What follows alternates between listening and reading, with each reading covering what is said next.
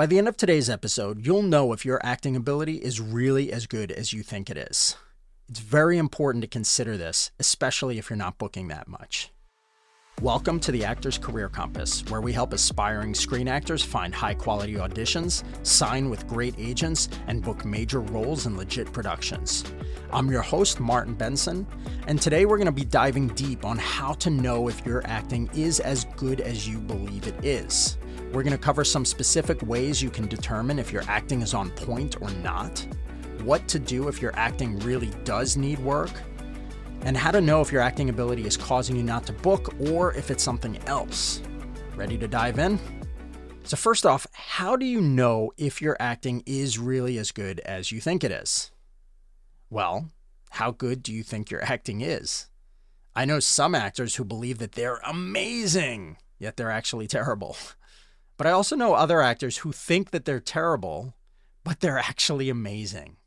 Well, you need a realistic sense of this if you're to take the right next step in your career. For instance, if your acting ability really is amazing, then stop focusing on training and start focusing on looking for real auditions or getting an agent. If your acting ability is off, well, obviously you're going to need to fix that before you can even expect to book anything, especially a paid role. So there's two great ways that you can find out for sure how good your acting ability really is. And both of these ways involve other people. Number one is coaches. I recommend that you set up a one-to-one session with an acting coach who's going to be very honest with you. If you know and trust an actor who books a lot of work, ask them, who is their coach? The fact that the actor has a lot of credits means that they're pretty good and they probably have a good coach. Just make sure that they're acting in the kinds of roles that you want to do. Meaning, if it's large Broadway theater productions, then you want someone who maybe has a Broadway role or has been auditioning a lot or is an understudy. Or if you want SAG-AFTRA film auditions, then who is in SAG-AFTRA and has some credits in legit productions. Don't just speak to an actor who only books student films, because those are not really a reliable indicator of acting ability. Now, if you need a coach who is going to be honest with you and you don't know any actors who can make a recommendation, hey, honestly, shoot me an email or just visit my website, martinbenson.com. You can email me at martin@cityheadshots.com. That's MARTIN at city, CITY, headshots with an S. So martin@cityheadshots.com. My website is martinbenson, BENTSEN, martinbenson.com. I'd be happy to give you an honest analysis and critique and help you uncover what specifically you might need to do to improve your acting. Okay, now the second way that you can find out whether your acting is really as good as you think it is just looking at your booking rate. How often are you booking the kinds of roles that you want? Or better yet, how often are you booking paid roles? If you're getting numerous audition requests and you're submitting self-tapes frequently, but you're never really booking anything, that's an indicator that your acting might be off. The numbers you should ideally be aiming for are, for every 20 auditions, you should be booking at least one. Those numbers can be improved, of course, but 1 out of 20 is a pretty good way to know if your acting ability is problematic or not. And remember, again, these should be for legit productions with paying roles, not free, unpaid student films. Now, if a coach explains to you that your acting is off, or if you find that you're booking less than 1 out of 20 paid roles that you audition for, it means that you should work to improve your acting ability. In general, I highly recommend one-to-one training with an acting coach that you know and respect, because having a one-to-one relationship with someone is generally going to be significantly more valuable than classes. You're going to get more time and direct feedback from the person, and you're going to have plenty of time to do it over and over again, improving each time and getting their notes. Make sure that you train specifically for the kinds of roles that you want, though.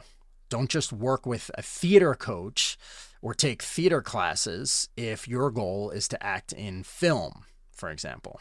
Now, how do we know for sure that it's your acting ability that's off and causing you not to book, or something else like your headshot or your reel? Well, the fact is it's never 100% possible to know for sure, but there are a few things that you can do to try to get a better sense. Okay, number one, of course, by working with a coach that you trust, you can get real feedback from them. Just be careful of coaches that you don't trust. Some of them might tell you that your acting is actually off without explaining exactly why, just because they want you to hire them. All right, number two, have someone you trust tell you if you really look exactly like your headshot. The number one reason actors fail to book roles that they audition for, besides poor acting ability, is that they don't look exactly like they do in their headshot. The casting director expects you to look like the photo that you submit. And if you show up looking different than that, they're going to suddenly think, why did I waste my time bringing that person in for an audition? They don't look like who I was planning on. They don't look like who I want for the role. I honestly, even as someone who runs a headshot business and can make money off of retouching, I recommend avoiding it. Honestly, the less retouched and more raw, let's say, your headshot is, the better. Now, you can do very, very light retouching, but leave a lot of detail. Don't get rid of lines on your face, for instance. Don't change, let's say, the shape of your face. And especially don't have a photographer who's going to turn you to a side to try to make you look way thinner or just change the shape of your face, anything like that. All those things are going to make you look different than you really are. And that is going to decrease the likelihood of you booking roles, even if you're getting auditions. Again, you might get a lot of auditions off of that headshot, but then if you never book them, it might not be your acting ability. It might be just because you look different than what they were expecting, right? So that's number two. Now, the number three thing that you can do to get a sense of whether it's your acting or something else is to make sure that you're actually getting invited to auditions frequently enough. If you're not getting at least 2 to 3 auditions per month, it's really impossible to know if your acting ability is off or not, or if it's something else. In an ideal situation, you should aim for at least 1 to 2 auditions per week, sometimes even 2 to 3, but that can take time. It can be a little bit difficult.